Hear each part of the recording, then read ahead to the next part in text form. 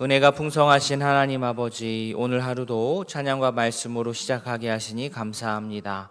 하나님의 자녀된 우리, 하나님의 인도 따라 기쁨으로 살아가게 하옵소서.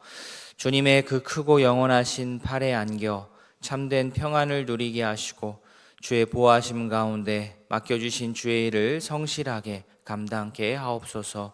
우리의 기도로 가정과 직장과 교회가 주의 복을 받고 누리게 하시고 더 나아가 하나님의 나라를 이루어가게 하옵소서. 감사드리며 예수님의 이름으로 기도합니다. 아멘. 하나님의 말씀 사도행전 9장 32절부터 마지막 43절까지입니다. 신약 203면 사도행전 9장 32절부터 마지막 43절까지 한 절씩 교독하겠습니다. 그때에 베드로가 사방으로 두루 다니다가 룻다에 사는 성도들에게도 내려갔더니 거기서 에니야라는 사람을 만나매 그는 중풍병으로 침상 위에 누운 지 8회라. 베드로가 이르되 에니야야, 예수 그리스도께서 너를 낫게 하시니 일어나 내 자리를 정돈하라 한데 곧 일어나니 룻다와 사론에 사는 사람들이 다 그를 보고 주께로 돌아오니라. 요바에 다비다라 하는 여제자가 있으니 그 이름을 번역하면 도르가라. 선행과 구제하는 일이 심히 많더니 그때 병들어 죽음에 시체를 씻어 다락에 누이니라. 룻다가 요바에서 가까운지라 제자들이 베드로가 거기 있음을 듣고 두 사람을 보내어 지체 말고 와 달라고 간청하여 베드로가 일어나 그들과 함께 가서 이르매 그들이 데리고 다락방에 올라가니 모든 과부가 베드로 곁에 서서 울며 도르가가 그들과 함께 있을 때에 지은 속옷과 겉옷을 다 내보이거늘 베드로가 사람을 다 내보내고 무릎을 꿇고 기도하고 돌이켜 시체를 향하여 이르되 다비다야 일어나라 하니 그가 눈을 떠 베드로를 보고 일어나 앉는지라. 베드로가 손을 내밀어 일으키고 성도들과 과부들을 불러들여 그가 살아난 것을 보이니 온 요빠 사람이 알고 많은 사람이 주를 믿더라. 베드로가 요빠에 여러 날 있어 시몬이라 하는 무두장이의 집에 머무니라. 아멘. 예루살렘 교회는 성도 중에 7명을 교회 구제 사역 등을 돌보는 그런 지도자로 세우게 됩니다. 이에 따라서 사도들이 구제 사역에서 조금 나오게 되고 말씀을 가르치고 전하는 사역에 더 시간을 쓸 수 있게 됩니다. 그래서 베드로는 32절에 나오듯 룻다에 방문을 하게 됩니다. 여기서 베드로 8년 동안이나 중풍병으로 누워있던 에니야라는 사람을 만나고 베드로는 그를 고치고 일으켜 세웁니다. 34절 보시면 베드로가 이르되 에니야야, 예수 그리스도께서 너를 낫게 하시니, 분명하게 하죠. 예수 그리스도께서 너를 낫게 하시니 일어나 내 자리를 정돈하라 하니까 곧 일어나게 됩니다. 베드로가 도구가 되어서 베드로를 통하여서 성령께서 역사하신 것이죠. 룻다뿐만 아니라 사론 지역에 사는 사람들에게까지 이 소식이 전해졌고 8년 동안이나 일어나지 못했던 에니야가 일어난 모습을 보고 에니야 자신도 물론 복된 것이지만 예수님의 이름으로 인하여서 그가 일어난 것을 보고 많은 사람이 복음을 받아들이고 주님을 자신들의 구주로 영접하는 일이 일어났습니다. 이게 첫 번째 사건이고요. 두 번째 사건은 이번엔 요바에서 일어납니다. 요바는 룻다에서 약 한 20km 정도 떨어진 해변 도시입니다. 예루살렘에서 가장 가까운 항구 도시인데요. 여기 신실한 여제자라고 소개되고 있는 다비다가 있습니다. 다비다, 이건 아람어이고요. 도르가는 헬라어입니다. 그녀는 선행과 구제하는 일이 심히 많았습니다. 그런데 안타깝게도 여제자인 이 다비다가 병들어서 죽게 되었고, 당시 유대인의 규례에 따라서 시체를 씻어서 이제 다락에 올리는 그 작업까지 마쳤습니다. 그리고 다비다를 따랐던 요빠 사람들은 룻다에 머물고 있었던 베드로에게 사람을 급하게 보내어서 빨리 이쪽으로 와 주기를 요청했습니다. 아마 루다에서 베드로가 애니야를 일으켜 세웠던 그 소문이 이곳까지 퍼졌던 것으로 봅니다. 베드로는 이들의 간청을 듣고 곧바로 욥바로 내려가서 다비다가 뉘어있는 다락으로 올라갑니다.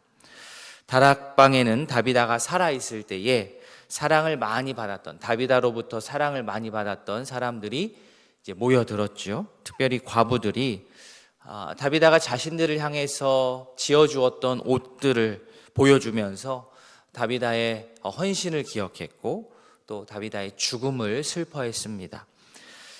베드로는 일단 어떻게 합니까? 사람들을 다 내보냅니다.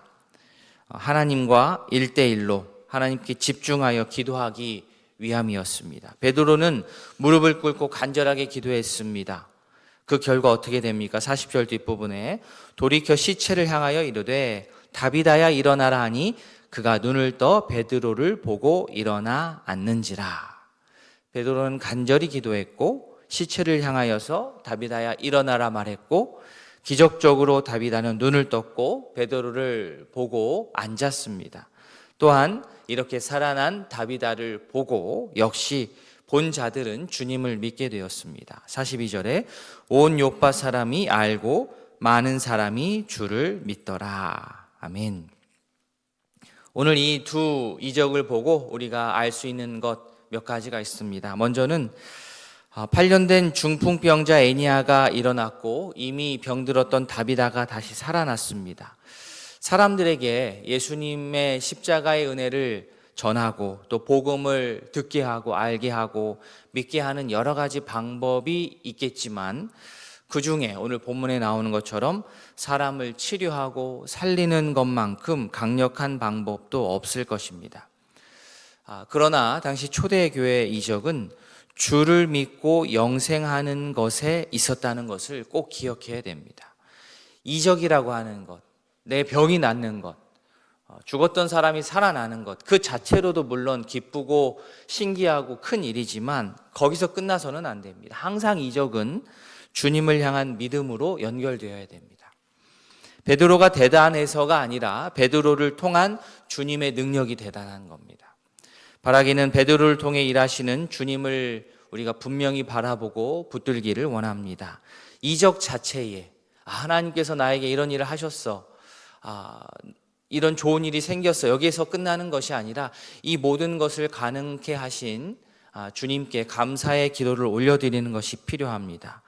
이적 자체에 우리가 놀라고 기뻐하고 거기서 끝날 것이 아니요, 이적이 가리키고 있는 주님을 바라보고 영원한 생명을 얻고 또 누리는 주의 백성들이 되기를 원합니다.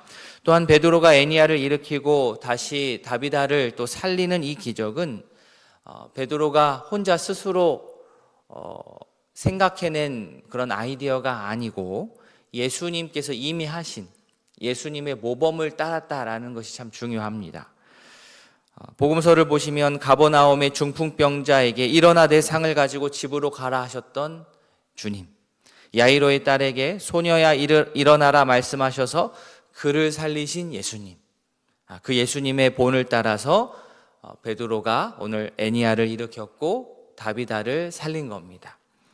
우리 역시 예수님께서 어떠한 말씀과 행동을 하셨는지 말씀을 통해서 우리가 살펴보고 어떤 의도로 그렇게 행하셨는지를 잘 관찰하고 이해하고 또 그 길을 우리가 따라간다고 한다면 우리 또한 베드로와 같이 예수님의 뜻을 우리 생활 주변에 이 땅에 펼치는 그런 예수님의 참 제자가 될 수 있으리라 확신합니다. 마지막으로 애니야와 다비다에게 베풀어진 이 두 가지의 기적은 예수님의 구원을 나타내는 표시였고 예수님의 영광을 드러내는 그러한 징표였기 때문에 이 의미가 깊습니다.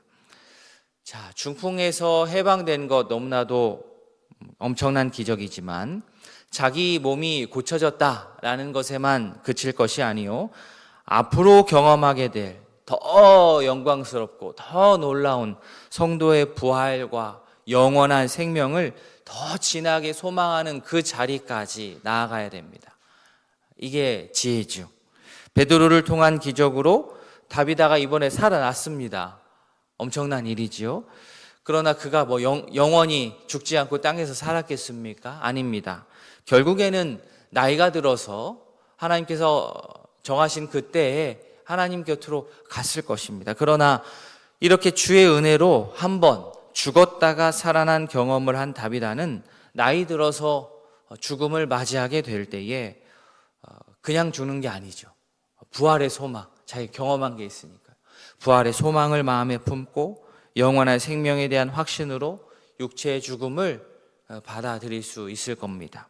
부활의 소망, 영생의 소망을 마음 깊이 우리가 일상을 살아가는데 마음에 품고 살아간다고 한다면 죽음이라고 하는 것이 더 이상 우리를 위협할 수 없을 것입니다. 무릎을 꿇고 간절히 기도하는 베드로를 통해서 나타난 성령의 권능, 그리고 다비다의 사랑과 긍휼을 실천하는 성도의 어떤 희생적인 성도의 생활, 이 두 가지가 함께 존재할 때, 공존할 때에, 조화를 이룰 때에 그 결과 많은 사람이 주님께 돌아오게 되었습니다.